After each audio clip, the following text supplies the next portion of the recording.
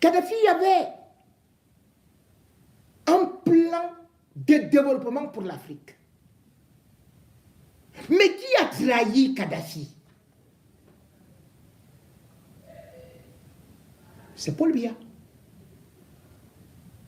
Vous allez peut-être poser les mains sur la tête, mais tous les documents sont bel et bien là.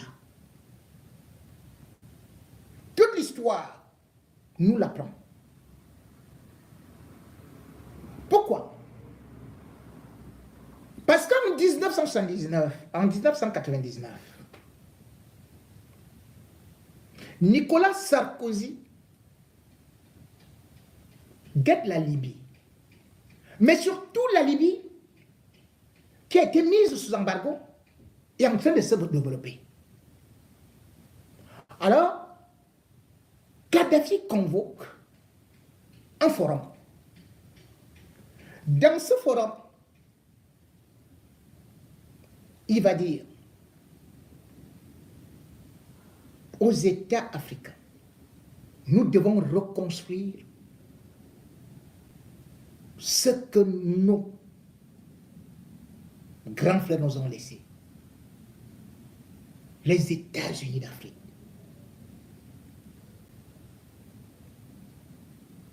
Cher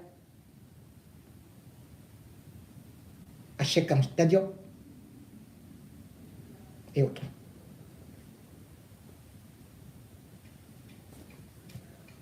Sarkozy et les Occidentaux savent que la Libye est riche en pétrole. Parce qu'ils ont créé un fonds souverain du pétrole. Mais Kadhafi a une ambition. Et il appelle donc, dans ce forum, qui est fait du 7 au 9 septembre 1999, il met les plans sur la table. Les Occidentaux et autres pays développés ne peuvent pas laisser se développer l'Afrique. Alors, première des choses,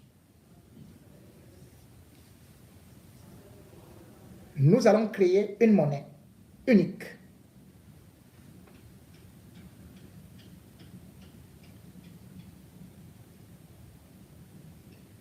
Le dinar or.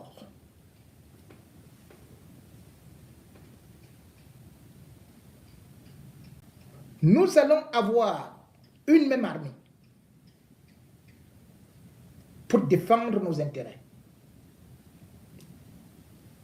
Pas besoin d'avoir 50 ministères des relations extérieures ou du commerce extérieur. Non, ça suffit. Nous allons créer un congrès. Nous allons créer des structures pour légiférer et la Cour fédérale, la Cour suprême fédérale de justice.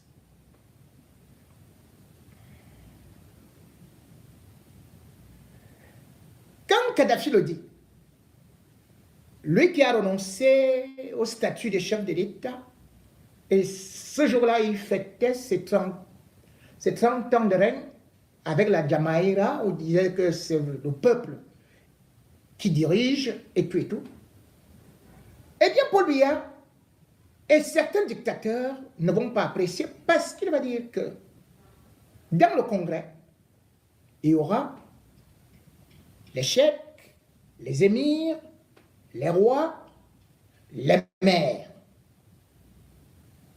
Donc, Paul Biya va voir que là, il va perdre un peu le pouvoir de grand chef d'État parce qu'il va faire le cours sur les frontières et dire que ces frontières n'ont été que des prétextes de la colonisation, tout en relatant également que depuis qu'on fait la démocratie en Afrique, c'est toujours les partis au pouvoir qui gagnent et par la suite, ça se termine par non seulement des tueries, ainsi de suite.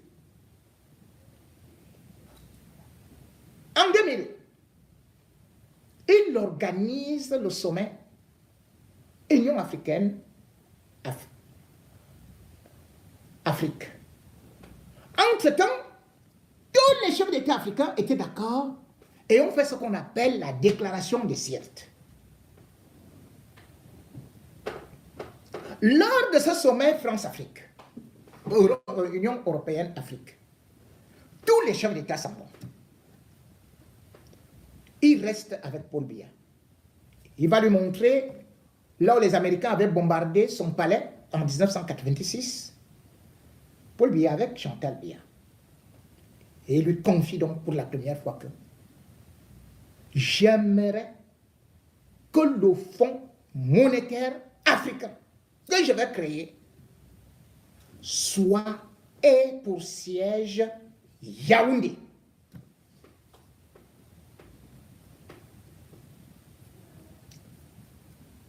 Nous sommes en novembre 2010.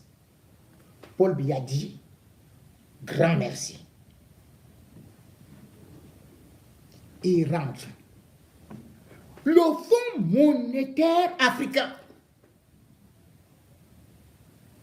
Kadhafi dégage 30 milliards de dollars. Je ne vais pas convertir en francs CFA. 30 milliards de dollars. Enlève ça. Ça, c'est quoi ça? Bon, ok, ça c'est... Non, ça reste ici.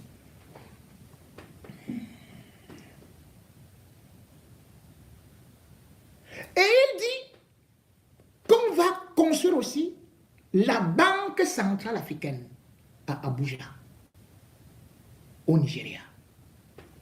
Et le projet doit prendre corps en 2014 au plus tard. Il dit ça à Paul Biya. Le jet privé de Paul Biya, c'est lui qui a loué tout ça.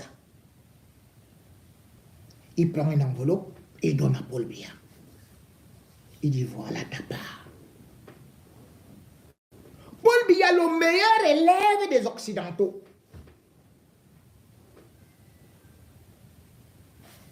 Il est en train de faire des rapports. Que c'est grave. Là maintenant, on n'aura plus de francs CFA. Et tout et tout. Parce que rappelez-vous qu'entre-temps, Nicolas Sarkozy est devenu président. Et que ce Nicolas Sarkozy allait, depuis 2005, quand il était ministre de l'Intérieur, dans le gouvernement de Villepin, il allait avec Brice Hortefeux, ils allaient voir Sarkozy. Et ils préparaient son élection. Ils allaient voir Kadhafi. Ils préparaient son élection. Et c'est là où, bien évidemment, Kadhafi va financer cette élection de 2007.